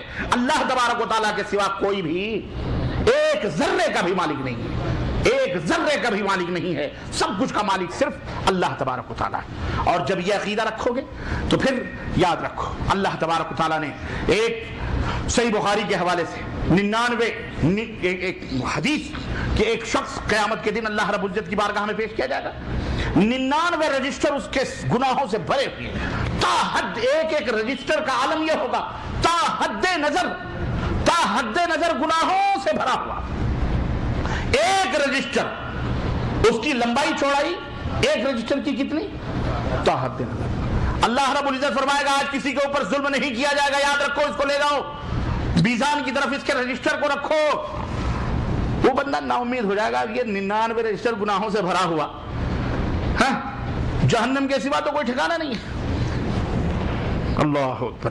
اس 99 رجسٹر کو میزان یعنی ترازو کے ایک پلڑے پہ رکھا جائے گا، گناہوں کا پلڑا بھاری ہو جائے گا، نیکیاں تو کچھ بھی نہیں، نیکیوں کا پلڑا اوپر ہو جائے گا۔ اللہ تبارک و تعالیٰ ایک کارڈ نکالے گا، بطاقہ، وہ کارڈ ترازو کے دوسرے پلڑے پہ رکھے گا، وہ کارڈ رکھتے ہی گناہوں کا پلڑا اوپر ہو جائے گا، نیکیوں کا پلڑا اللہ اکبر زیادہ ہو جائے گا، بھاری ہو جائے گا، بندہ لرزتا ہوا کانپتا ہوا اے بار الہ، یہ کیا ماجرا ہے؟ ہم تو جہنم نہیں تھے، جہنم میں جانے والے تھے، ایک کاغذ کے ٹکڑے نے ان گناہوں کے 99 رجسٹروں کو اوپر کر دیا اور ایک کاغذ کا ٹکڑا اتنا بھاری ہو گیا، کیا ماجرا ہے؟ اللہ رب العزت فرمائے گا بندے تو نے یقیناً سب گناہ کیے تھے، تیرے سارے گناہ رجسٹر میں سارے گناہ بھرے ہوئے ہیں، اس میں کوئی شک نہیں کہ تو بخشش قابل نہیں تھا، لیکن دنیا میں تو نے کلمہ پڑھنے کے بعد میرے ساتھ کسی کو شریک نہیں کیا تھا، آج وہی میرے ساتھ کسی کو شریک نہ کرنا مجھے اتنا اچھا لگا کہ آج وہی کارڈ ہے جو تجھے جنت میں لے جانے والا ہے، اس کی وجہ سے میں نے تیرے سارے گناہوں کو معاف کر دیا۔ اللہ، یہ نقد انعام ہے، یہ توحید کا رتبہ ہے۔ کیا ہے؟ توحید کی برکت ہے۔ ایک شخص جوان رعنا، غزوہ احد کا موقع ہے، اللہ کے حبیب صلی اللہ علیہ وسلم کی خدمت میں حاضر ہوتا ہے، ہتھیاروں سے لیس، گھوڑے کے اوپر سوار، بالکل تمتراس سے، رعونت، چہرے سے خون ابل رہا۔ میں نے کہا میں آپ کے ساتھ لڑائی کرنا چاہ رہا ہوں، یعنی آپ کی فوج میں شریک ہو کر میں جنگ کرنا چاہ رہا ہوں۔ اللہ کے حبیب صلی اللہ علیہ وسلم فرماتے ہیں اتشہد ان لا الہ الا اللہ وانی رسول اللہ، کیا تم اس بات کی گواہی دیتے ہو کہ اللہ کے سوا کوئی معبود برحق نہیں اور میں اللہ کا رسول ہوں؟ اس نے کہا نہ، میں اس بات کی گواہی نہیں دیتا۔ آپ صلی اللہ علیہ وسلم نے فرمایا تو پھر تیری بہادری کی ہمیں ضرورت نہیں ہے، جو یہ کلمہ پڑھے گا وہی ہمارے ساتھ جہاد میں شریک ہو سکتا ہے، جس کا ایمان اور عقیدہ صحیح ہوگا وہی ہمارے ساتھ جہاد فی سبیل اللہ میں شریک ہو سکتا ہے، جو یہ کلمہ نہ پڑھے وہ جہاد نہیں کر سکتا ہے۔ اللہ اکبر، اس جوان کی سمجھ میں بات آ گئی، اس نے کہا میں تو آیا تھا، میں اس لیے آیا تھا تاکہ میں آپ کے ساتھ لڑائی کروں، میرا یہ ایمان تھا کہ یہ جنگ آپ ہی جیتو گے، مال غنیمت آئے گا اور اس غنیمت کے مال میں ہمارا بھی حصہ لگے گا، ہمارے گھوڑے کا بھی حصہ لگے گا، میں تو اس نیت سے آیا تھا، لیکن اگر آپ اجازت نہیں دیتے بغیر کلمے کے تو ٹھیک ہے، میں کلمہ پڑھ لیتا ہوں، میں بھی آپ کے حلقہ غلامی میں داخل ہو جاتا ہوں، میں بھی مسلمان ہو جاتا ہوں، میں بھی اقرار کر لیتا ہوں کہ اللہ کے سوا کوئی معبود برحق نہیں، یقیناً آپ اللہ کے رسول ہیں۔ اللہ کے حبیب صلی اللہ علیہ وسلم نے اجازت دی، چنانچہ جنگ ختم ہوئی، معرکہ ختم ہوا، اللہ کے نبی صلی اللہ علیہ وسلم نے لاشوں کو جمع کرنے کا حکم دیا، آپ کے لبوں پہ مسکراہٹ کھیل گئی۔ آپ صلی اللہ علیہ وسلم نے فرمایا میرے صحابہ سنو، ایک شخص ایسا تھا جس کو اللہ نے نقد انعام دیا ہے، رب کی قسم ہے اس نے کلمے کے بعد کوئی عمل نہیں کیا، صرف کلمہ توحید کہا، اللہ نے جنت میں مجھے جگہ عطا فرمائی ہے۔ جنگ کرتے کرتے وہ اللہ کی راہ میں شہید ہو گیا۔ یہ ہے نقد انعام، یہ ہے رتبہ اور یہ ہے مقام توحید میرے عزیزو، جس کی طرف ہم دنیا کو دعوت دیتے ہیں، اور یہ دعوت دیتے ہیں، اس کے معاوضے میں کچھ طلب نہیں کرتے، لیکن اس کے باوجود بھی دنیا ہمیں گالیاں دیتی ہے، ہمیں گالیاں بکتی ہے، ہمیں نہ جانے کیسے کیسے القاب اور آداب اور برے برے القاب سے ہمیں دنیا کے درمیان متعارف کروایا، دہشت گرد ہیں، یہ ٹیررسٹ ہیں، یہ وہابی ہیں، یہ گستاخان رسول ہیں، یہ گستاخان اولیاء ہیں، اعوذ باللہ استغفر اللہ، لعنت اللہ علی الکاذبین۔ خون ابل پڑتا ہے آنکھوں سے، جسم کی رگوں میں خون دوڑ پڑتا ہے۔ اے اللہ، ان بدقراش اور بد زبانوں کو ہم کیا جواب دیں؟ ہم اس کے سوا کیا کہیں کہ اللہم اہد قومی فانہم لا یعلمون۔ اے اللہ، یہ جاہل، جہالت زدہ، شیطان کے نرغے میں پھنسے ہوئے یہ کلمہ پڑھنے والے لوگ جنہیں ہم توحید کی دعوت دیتے ہیں، یہ ہمیں الٹا کفر سکھاتے ہیں، شرک کے خلاف سکھاتے ہیں، ہم جسے کہہ کر کے مر رہے ہیں کہ ہم گستاخ نہیں، ہم اولیاء کو بھی مانتے، ہم انبیاء کو بھی، ہم سب کا احترام کرتے ہیں، پر کتاب اللہ اور سنت رسول اللہ کی روشنی میں یاد رکھو، جو کوئی اگر کتاب اللہ اور سنت رسول اللہ کے خلاف ہے، آسمان کے اوپر اگر وہ مسلح میں بچھا کے پلٹ دوڑ رہا ہے، اڑ رہا ہے، ہم اسے بھی جوتے کی ٹھوکروں پہ رکھتے ہیں، ہم اسے ولی اللہ ماننے کے لیے تیار، ہم اسے مومن ہی نہیں تسلیم کرتے، ولی اللہ ماننا تو بڑی دور کی بات نہیں۔ اور نہ ہم ایسے للو پنچو لوگوں کو ولی اللہ مانتے ہیں، یاد رکھو، نہ کھوتے شاہ نہ توتے شاہ، نہ اجالے شاہ نہ اندھیرے شاہ، نہ گھوڑے شاہ نہ کھنجی جو ہے جلیبی شاہ، ہم کسی کو بھی ولی اللہ کے اولیاء، اللہ اکبر، دنیا میں گھوم رہے ہیں، اللہ کے اولیاء کو گالیاں دے دے کر کے یہ ذلیل ہو رہے ہیں، اللہ انہیں ہدایت عطا فرمائے، بولو آمین۔ میرے عزیزو، میرے دوستو، بہت نازک زمانہ ہے، پوری دنیا مل کر تمہارے خلاف محاذرائی کر رہی ہے، قراردادیں حکومتوں میں پیش کی جا رہی ہیں، سلفیت کے خلاف، اہل حدیثیت کے خلاف کہ دہشت گرد ٹیررسٹ ہیں۔ اللہ تعالیٰ ایسے کذابوں پر بھی لعنت نازل فرمائے، ایسے جھوٹوں کو اللہ تبارک و تعالیٰ غارت فرمائے۔ ہم کسی کے دشمن نہیں، ہم دشمن ہیں شیطان کے، ہم اور شیطان ہمارا دشمن ہے۔ اللہ تبارک، ہم دنیا کے اندر امن چاہتے ہیں، اور امن قائم ہی ہو سکتا ہے توحید سے، توحید کے بغیر دنیا میں امن ہو سکتا؟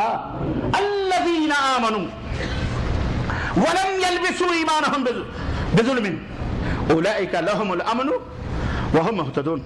اللہ نے امن کا نسخہ بتلایا ہے، امن کا فارمولہ بتلایا ہے، کیا ہے؟ ایمان لاؤ اور اللہ کے ساتھ کسی کو شریک نہ کرو، اللہ پوری کائنات کو امن و سلامتی کا گہوارہ بنا دے گا۔ ہم دہشت گردی، اعوذ باللہ استغفر اللہ، ہمارے اسلام نے ہرگز محمد رسول اللہ صلی اللہ علیہ وسلم کے ماننے والے، ہم آتنکوادی نہیں ہو سکتے، ہم دہشت گرد نہیں ہو سکتے۔ اب لوگوں نے اگر اپنے کھاتے کھولے ہیں، جہاں کہیں پٹاخے پھوٹے تو مسلمانوں کا نام دے دیا امریکہ نے، کہیں کسی نے کچھ پٹاخے پھوڑے تو یورپ نے مسلمانوں کا، ان کی بات الگ ہے، اللہ ان سے نپٹے گا انشاءاللہ تبارک و تعالی۔ ہم ان کے لیے کیا کہیں اس کے علاوہ کہ اللہ تعالیٰ انہیں سوجھ اور بوجھ عطا فرمائے؟ ہم اپنی صفائیاں کیا دیں؟ مسلمانوں، آپ اپنے تئیں متحد ہو کر اپنی قوم کو کم از کم توحید کی دعوت دو، اور یاد رکھو یہ راستہ بہت کٹھن ہے، اس میں بہت سارے مشکلات آ سکتے ہیں، لیکن صبر، تو یہ صبر کرنا اور استقامت کی راہ کو اپنانا یہ بہت ضروری ہے۔ پریشان ہونے کی ضرورت نہیں ہے، آزمائے جاؤ گے، ابتلا آئیں گی، سب کچھ ہوگا، لیکن والعاقبۃ للمتقین، یاد رکھنا، یہ فارمولہ یاد رکھنا۔ کتنے بھی سامنے والا گول کر لے، فائنل گول تمہارا ہوگا انشاءاللہ تبارک و تعالی۔ ذلیل ہوگا شیطان، رسوا ہوگا، ان مع العسر یسرا فإن مع العسر یسرا۔ اللہ اپنے بندوں کو ضائع نہیں فرماتا ہے، ذلیل کرتا ہے مشرکوں کو، ذلیل کرتا ہے کفار کو۔ اور لوگوں سنو، اللہ کے لیے اس دعوت کو عام کرنے کی ضرورت ہے، صرف اپنے دلوں میں سینوں میں مت بٹھاؤ، اس کو عام کرو، کھول کھول کر کے توحید کی باتوں کو بتلاؤ۔ لوگ نہیں سمجھ پاتے ہیں، شیطان نے دماغ ان کے ٹھس کر دیے ہیں۔ اب میں ایک اور بات بتاؤں، اللہ ایک اور حدیث پاک سے میں اس رتبہ توحید کو بتاتا ہوں، مقام توحید۔ اللہ کے رسول صلی اللہ علیہ وسلم فرماتے ہیں، حدیث قدسی ہے کہ اللہ رب العزت فرماتا ہے، یا بنا آدم لو اتیتنی بقراب من الارض خطایا، اے آدم کے بیٹو اگر زمین اور آسمان بھر کر کے گناہ تم میرے پاس لے کر کے آؤ، خطائیں لے کر کے آؤ، غلطیاں لے کے آؤ، لیکن تم نے میرے ساتھ کسی کو شریک نہ کیا ہو، تو میں تم سے زمین اور آسمان بھر کی بخششوں اور مغفرتوں کے ساتھ ملاقات کروں گا۔ یہ ہے رتبہ توحید، یہ ہے مقام توحید۔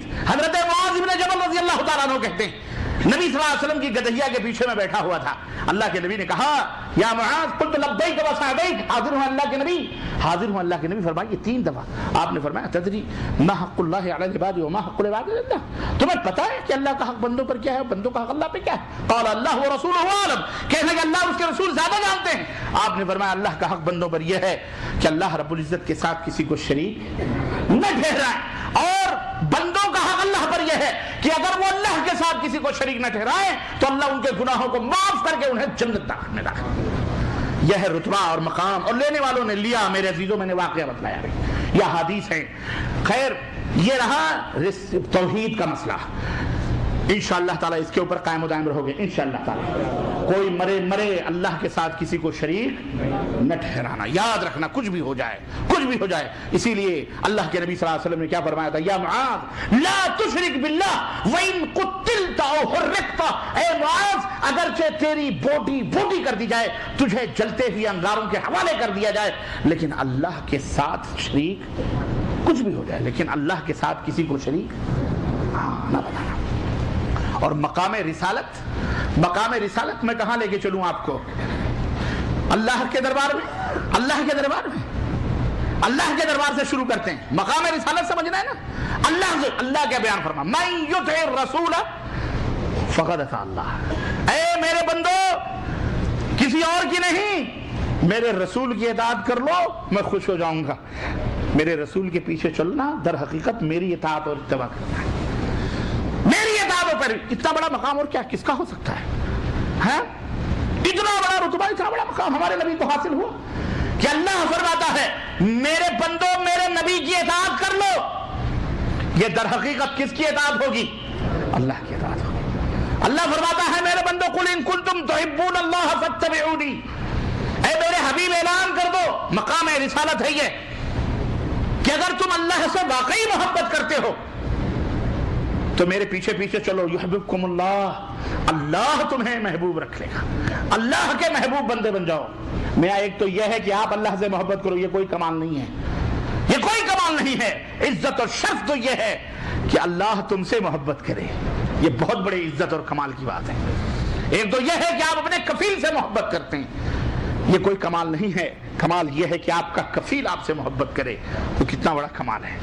قریب سے وَلِلَّهِ الْمَثَلُ الْأَعْلَىٰ، اللہ کے لیے اعلیٰ مثالیں ہیں، اللہ کے لیے کوئی مثالیں میں سمجھانے کے لیے یہ بات میں عرض کر رہا ہوں۔ تو میرے عزیزوں، میرے دوستوں اور بھائیوں، اللہ فرماتا ہے اللہ کے محبوب بندے بن جاؤ گے، پھر کیا ہوگا؟ یہیں پر اکتفا نہیں، اللہ نے فرمایا وَيَغْفِرْ لَكُمْ ذُنُوبَكُمْ، اللہ اکبر، وَيَغْفِرْ لَكُمْ ذُنُوبَكُمْ، اللہ تمہارے ذنوب وہ گناہ صبح شام جو ہم کرتے رہتے ہیں، اللہ فرماتا ہے میرے نبی کے پیچھے پیچھے چلو گے، اللہ تمہارے سارے گناہوں کو معاف کر دے گا۔ واللہ غفور الرحیم، اللہ بہت زیادہ معاف کرنے والا، رحم فرمانے والا ہے۔ ان تطیعوہ تہتدوا، میرے نبی کی اطاعت کرو گے ہدایت پا جاؤ گے۔ ہاں اللہ، کیا دولت ہے، کیا مقام ہے، کیا رتبہ ہے پیغمبر اسلام حضرت محمد رسول اللہ۔ لیکن شیطان بھی بڑا چالاک اور چابک دستے گا، ظالموں، اللہ نے اس لیے میں نے شیطان لکم عدو مبین، کھلا ہوا دشمن، ڈاکہ مارے تم کو تو ہم ایسے کھلائیں گے بیٹا، ناچتا رہے گا تو نبی کا نام لے کر کے، بس بقیہ حرکتیں تجھ سے تو وہ کرواؤں گا، نبی کے پیچھے تجھے چلنے نہیں دوں گا۔ نبی نے فرمایا، ایک مثال دیتا ہوں چھوٹی سی، نبی نے فرمایا میرا نام سنو، کیا کہو؟ درود پڑھو، اللہم، کہا بیٹا تجھے اللہم کروانے دوں گا نہیں، ہونٹوں پہ لگا دیا، جس ناخن کو، گندگی کو ہر ہفتے کاٹ کاٹ کے پھینک دو، کہا یہی نہیں کہ میں درود چھوڑاؤں گا، ارے یہ گندے ناخنیں تم سے چموا کر تمہاری آنکھوں پہ لگتا ہے۔ کرتا ہے یہ کلمہ پڑھنے والا بدعتی کی نہیں کرتا؟ بولو، اور اپنے آپ کو بہت بڑا سنی سمجھتا ہے بیچارہ۔ جرم، پاگل سب سے بڑا کون ہے؟ جو یہ نہ سمجھے کہ میں پاگل ہوں۔ سب سے بڑا جاہل وہ ہے جو یہ نہ کہے کہ میں، وہ سب سے بڑا جاہل ہے، سمجھ رہے ہو؟ شیطان نے کہاں اللہ کے ایک در پہ ایاک نعبد و ایاک نستعین، اللہ میں تیری ہے، میں تیری بات کرتے ہیں تیری، اچھا کہاں تمہیں سجدے کروا رہا ہے؟ اللہ کی قسم، رب کی قسم، جاؤ یوٹیوب کے اوپر دیکھو، میری سائٹ پہ بھی کہیں موجود ہے اور کہیں کیسٹوں میں، سیڈیوں میں بھی ہے، لوگوں کو میں نے دیکھا ٹوپیاں لگا کر، داڑھیاں رکھ کر، مسلمان ہیں، مسلم ممالک میں نام لینے کی ضرورت نہیں ہے، اللہ کی قسم زندہ انسان کے سجدے کر رہے ہیں، اللہ کی قسم، اللہ مسلمان۔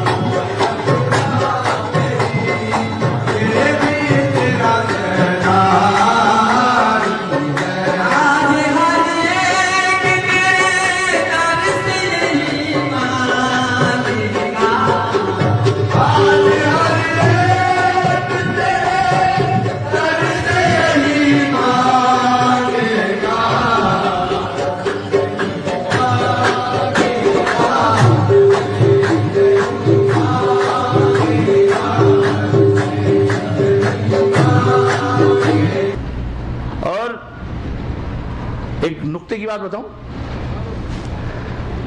بتاؤں، ہمارے ناموں پہ لوگوں کو چڑ آتا ہے، یہ اہل حدیث کیوں کہتے ہیں؟ اہل سنت کو ہم نے کہا اہل سنت یہ حوالے سے میں بتاؤں گا ابھی. آج ہی ہمارے شیخوں میں سے کسی شیخ نے یہ پوائنٹ کی بات بتائی ہے. اہل سنت،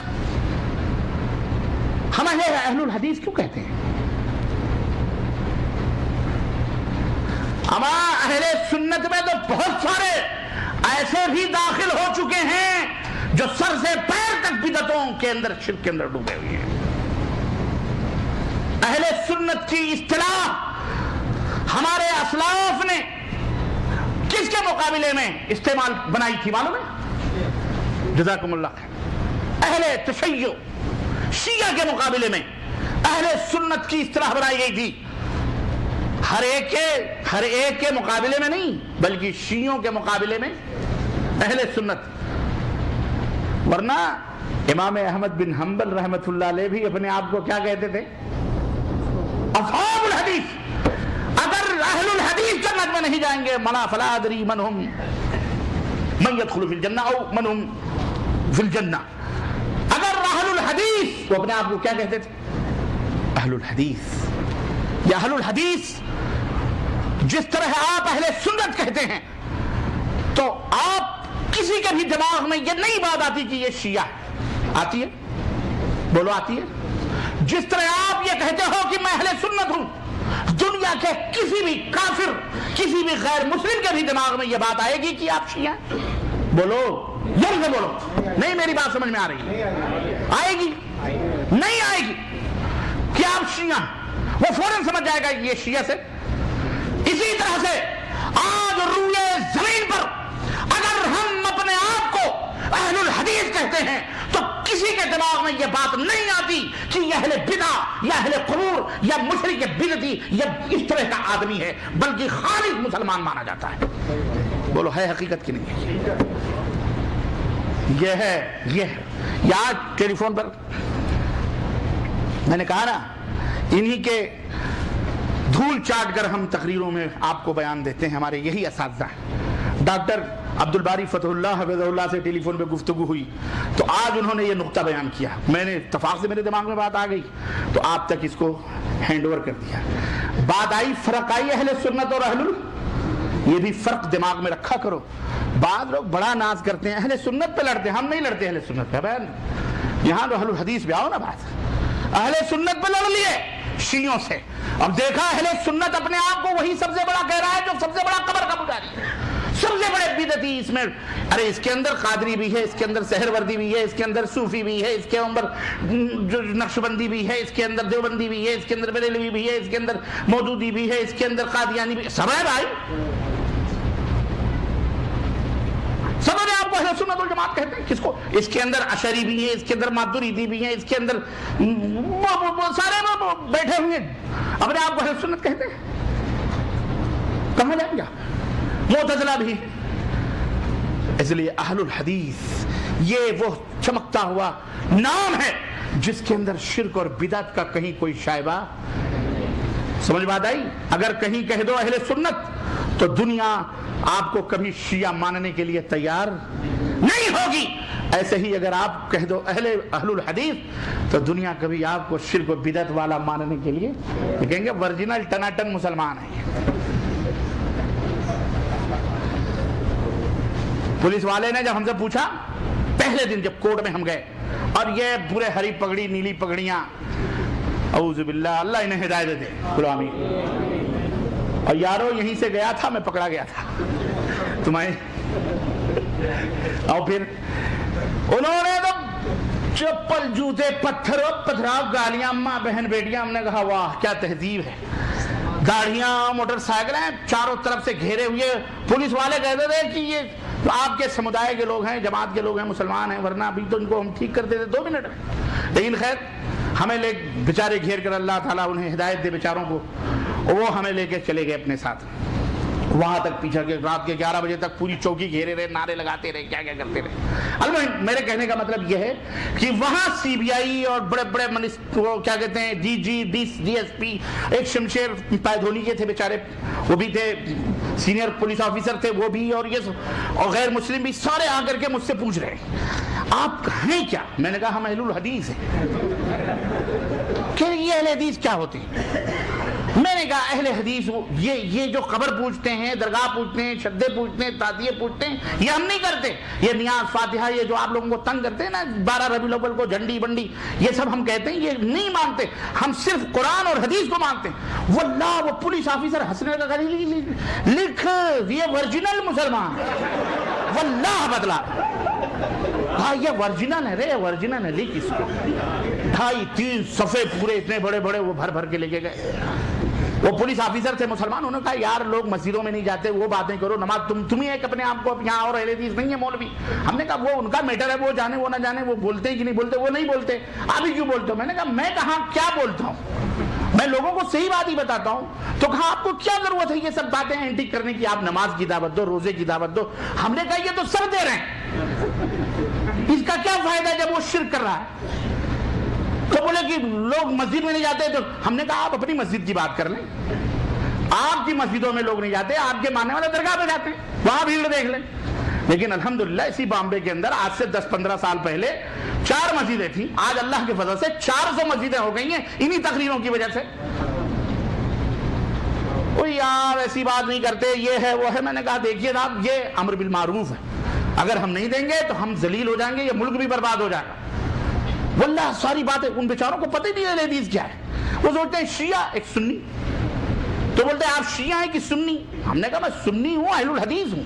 اہل حدیث کون ہے؟ پھر ان کو بتایا میں نے, جو خالص قرآن و سنت, بڑی لمبی داستان ہے وہ, تو ان کو بیچاروں کو نہیں معلوم. بہرحال اس سے فائدہ یہ بھی ہوتا ہے, جانا چاہیے, ایسی جگہوں پہ جانا چاہیے, لوگوں کو فائدہ بھی پہنچانا چاہیے. جہاں آپ نہیں جاتے وہاں ہم لوگ بھی پہنچ جاتے ہیں, پہنچنا چاہیے. اور ہم تو یہی, اللہ خیر وہ شر کی چیز تھی, اللہ سے نہیں مانگنی چاہیے. لیکن میرے عزیزو جو لطف اور جو مزہ واللہ اس میں تھا, وہ آج ہم ڈھونڈ رہے ہیں, نہیں مل رہا ہے.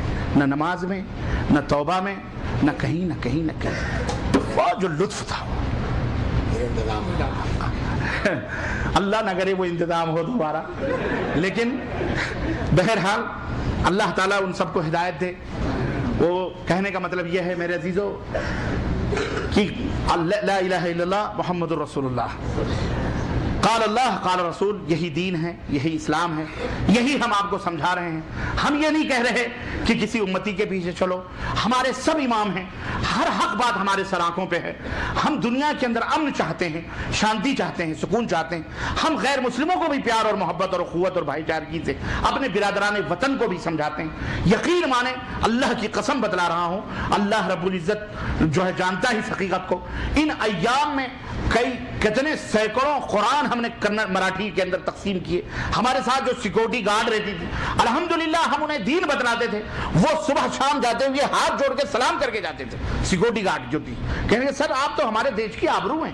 یہ سب جانتے ہیں, گجیڑی یہ گردلے بولتے تھے. بولتے گردلے ان کو ہمیں پتا ہے, یہ درگاہ مزار کے پیچھے جا کر کے گردلے بدکاری کرتے ہیں, ان کو جانتے ہیں. وہ کہتے تھے ہمیں تو آپ جیسے اسکالروں کی ضرورت ہے ہمارے دیش میں, ہمارے دیش سے گندگی پاک ہونی چاہیے. وہ بیچارے منتظر ہیں, ہم خود گرے سہنے بیٹھے ہیں, ہمیں خود تمیز نہیں ہے ملک کے اندر کیسے دعوت دی جائے, کیسے کام کیا جائے. ہم آپس میں لگے بجے, اٹھو نکلو, لوگوں کو اسلام کی دعوت دو. اسلام کے منتظر ہیں, صحیح توحید کے منتظر ہیں لوگ. تم یہ نہ سمجھو کہ جب تم یہ باتیں کرو گے تو تمہیں مسلم کھلائے جائیں گے, تمہارے پیچھے شیاطین چھوڑے جائیں گے, آئیں گے, لیکن اللہ رب العزت تمہارا حامی اور مددگار ہوگا انشاءاللہ تعالی. ہمت نہ ہارو. میں اپنے علماء کو, دعات کو, میں انشاءاللہ تعالی آج نہیں, سال بھر کے بعد پورے ہندوستان پیمانے پر کانفرنس ہوں گی انشاءاللہ, ایک نہیں کئیوں کانفرنسیں ہوں گی انشاءاللہ. ہم بتائیں گے لوگوں کو, کبھی ہمت نہ ہارنا, کبھی یہ نہ سوچنا فلانا گیا تو ہم بھی کہیں چلے جائیں گے. کوئی نہیں جاتا ہوتا ہے, اللہ تمہاری حفاظت کرے گا انشاءاللہ تبارک. فانوس بن کے جس کی حفاظت ہوا کرے, وہ شمع کیا بجھے جسے روشن خدا کرے. وہ شمع کبھی بجھ نہیں سکتی، اللہ آپ کا حامی و مددگار ہوگا۔ یہ رتبہ مقام و توحید سمجھانے کا مقصد یہی ہے کہ میرے عزیزو دوستو اس کی عملی تصویر بنو۔ اللہ رب العزت سے دعا ہے کہ اللہ تعالی ہمیں اور آپ کو نیک عمل کرنے کی توفیق عطا فرمائے، اور اللہ عز و جل ہمیں توحید و سنت کے راستے پر گامزن فرمائے، اور اللہ تعالی ہمارے ملکوں کے اندر بھی توحید و سنت پہ چلنے والا بنائے۔ ہمارے برادران وطن کو اللہ اسلام کی سمجھ اور اسلام کی صحیح توحید فرمائے، اور ہمارے ملکوں کے اندر امن و شانتی اور سکون اللہ تعالیٰ عطا فرمائے، اور ہمارے ملکوں کی حفاظت فرمائے، اور ہمارے ملکوں کے خلاف ادھر ادھر کرنے والوں کو اللہ تعالیٰ انہیں ذلیل و رسوا فرمائے، اور دیش کو مٹانے والوں کو اللہ ذلیل و رسوا فرمائے، مٹا دے، اور اللہ تعالیٰ ہم سب کو قرآن و سنت کو پھیلانے اور لوگوں تک پہنچانے کی توفیق عطا فرمائے۔ آمین یا رب العالمین، وصلی اللہ علی نبینا محمد وعلی آلہ وصحبہ اجمعین، والسلام علیکم ورحمۃ اللہ وبرکاتہ۔ اگر کچھ سوالات ہیں تو آپ پیش کریں، انشاءاللہ تعالیٰ اسے بھی مختصراً آپ کی خدمت میں ان کے بھی جوابات دیے جائیں گے۔ شیخ آپ مدرسہ میں مگر دیتے نہیں ہیں، یا یہ بھی کہتے ہیں کہ فلاں کام ہماری طرف سے کرا دیں، ہم پورا خرچ دیں گے، کام ہونے پر دکھائی نہیں دیتے۔ اچھا، اور کچھ لوگ ایسے بھی ہیں جو کہتے ہیں کہ میرا فلاں جگہ یا فلاں کی یہاں پیسہ پھنسا ہوا ہے، اس میں سے مسجد و مدرسہ میں دوں گا، جبکہ پوری امید کہ وہ پیسہ نہیں ملنے والا ہے۔ اچھا، یہ نظر مانتے ہیں۔ اور کچھ لوگ ایسے بھی ہیں کہ جب مال چوری ہو جائے یا گر جائے تو کہتے ہیں یہ مال صدقہ کر دیا ہے۔ آپ سے گزارش ہے کہ برائے مہربانی نصیحت کریں، کیونکہ صدقہ خیرات مالی عبادت ہے، اس کا جو ثواب بہت زیادہ ہے، پھر بھی لوگ اس عبادت میں دھوکہ دیتے ہیں۔ میں کیا نصیحت کروں؟ آپ نے ماشاءاللہ نصیحت کر دی، یخادعون اللہ والذین آمنوا وما یخدعون الا انفسهم وما یشعرون۔ ہیں چور چوری کر لے گیا تو جا صدقہ ہے؟ وہ تو بچپن میں ہم کہتے تھے جب کمزور تھے، کوئی چھین لیا جا للہ فللہ دے دیا۔ اب یہ نہیں صدقہ ہوتا ہے، ہاں صدقہ یہ نہیں ہوتا ہے کیا آپ نے کہتے جاؤ لے لو، نہیں، آپ اس مال کے جو ہے آپ کے پاس ہے، اور آپ اپنی رضا اور خوشی سے اللہ کی راہ میں اللہ کو خوش کرنے کے لیے وہ دے رہے ہیں، یہ صدقہ ہوتا ہے۔ بہرحال اللہ تعالیٰ ایسے لوگوں کو ہدایت عطا فرمائے۔ اور کوئی سوال؟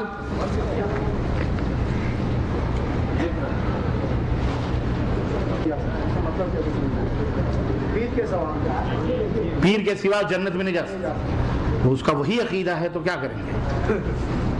جب تک پیر کو نہیں چنو گے تب تک تم اللہ کو نہیں مانتے، اللہ کو نہیں جانتے۔ ایک واقعہ میں بتاؤں، یہ بڑے سیاست باز ہوتے ہیں۔ گجرات میں ایک گھر ہے، وہاں ایک آدمی کے گھر میں 5 آدمی ہیں، 5 پیر ہیں، یعنی پانچوں 5 پیروں سے مرید ہیں۔ باپ کسی اور پیر سے مرید ہے، ماں کسی اور پیر سے مرید ہے، بیٹے کسی اور، 5 ہیں تو 5 سدस्य ہیں، 5 پیر ہیں۔ تو کسی نے پوچھا کہ بھائی یہ 5 پیر ایک ہی گھر میں ہیں؟ میں ایک ہی پیر کافی تھا، مرید ہوتے سارے، 5 پیروں سے 5 لوگوں نے مرید ہوئے، 5 لوگ مرید ہوئے، کیا بات؟ تو گھر والوں نے کہا کہ حضور اصل میں میدان محشر میں پتہ نہیں کس کی چلے، جس کی چلے گی اپن اسی کے پیچھے ہو لیں گے۔ یہاں بھی سیاست چلتے ہیں، ہاں پنجتن پاک۔ اور کوئی سوال؟ اچھا اچھا، آن لائن کوشچن، بڑی خوشی کی بات ہے کہ اس وقت کہاں سے لوگ انٹرنیٹ کے اوپر بیٹھے ہوئے ہیں، اور ہمارے صفدر بھائی اللہ انہیں جزائے خیر دے، شادی ہو گئی آپ کی؟ نہیں ہوئی؟ صفدر بھائی کے لیے دعا کرو کہ اللہ تعالیٰ انہیں دوسری کی، یار اپنے کو کیا، آدمی اگر خود ہی انگار میں جانا چاہے تو آمین کہہ دو، تو اللہ تعالیٰ انہیں دوسری کی توفیق عطا فرمائے، اور اللہ ہم سب کو دوسری تیسری چوتھی تک کی جو ہے نصیب فرمائے، بولو آمین۔ آن لائن ہمیں پتہ ہے کہ ہمارے گھر میں اس وقت نہیں۔ حدیث میں ہے کہ مسلمان شرک نہیں کرتا، کیا یہ صحیح ہے؟ بے شک مسلمان شرک نہیں کرتا، مشرک شرک کرتا ہے، مسلمان مشرک نہیں ہوتا۔ یہ اور بات ہے کہ آج کلمہ پڑھ کے لوگ جھوٹا دعویٰ کر کے شرک کرتے ہیں، ہاں تو مسلمان ہونے کے بعد آدمی شرکیہ اعمال کر کے مشرک بن جاتا ہے، لیکن جو حقیقی مسلمان ہے وہ کبھی شرک کی طرف نہیں جاتا۔ کیا یہ حدیث صحیح ہے 40 دن اگر کوئی نمازی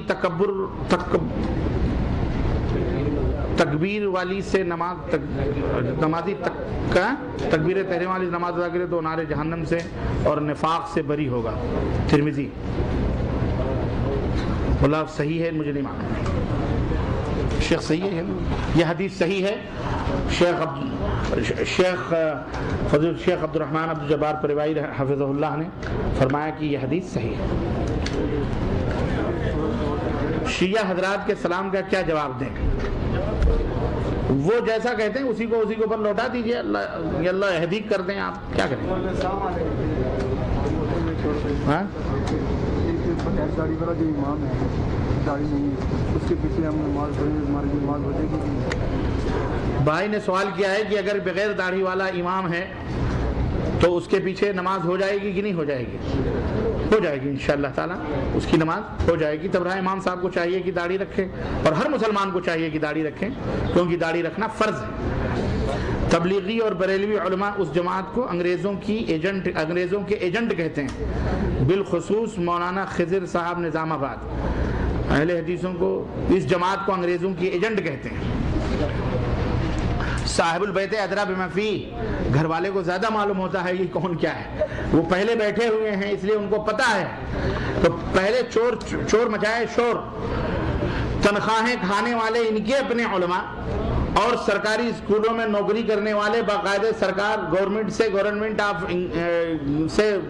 تنخواہ لینے والے ان کے اپنے علماء.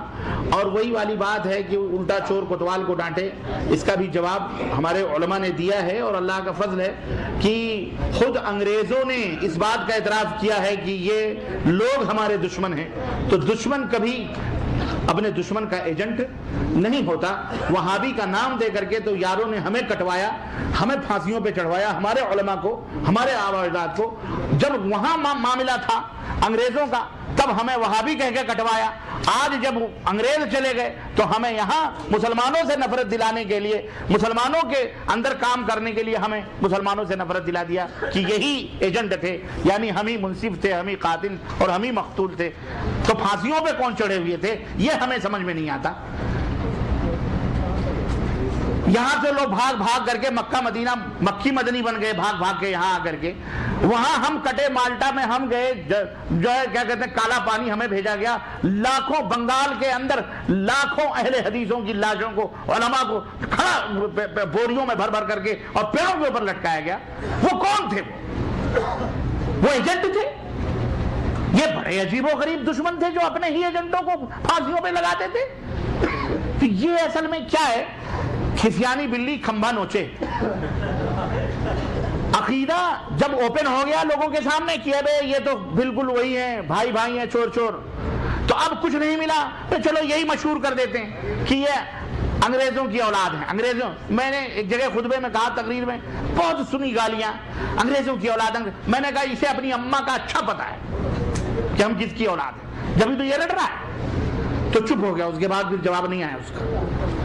تو کبھی کبھی کیا ہے وہ تریاق, کیا ہے علامہ اقبال کا شعر ہے نا, واجب اور فرض میں فرق بتائیں. واجب اور فرض میں کوئی فرق نہیں ہے, فرض بھی وہی ہے, واجب بھی وہی ہے. لوگوں نے چونچلے کیے ہیں کچھ, یہ کسی مقلد مذہبوں کے تقلیدی مذاہب کے ان کے اپنے چونچلے ہیں بس, ورنہ واجب اور فرض ایک ہی چیز ہے.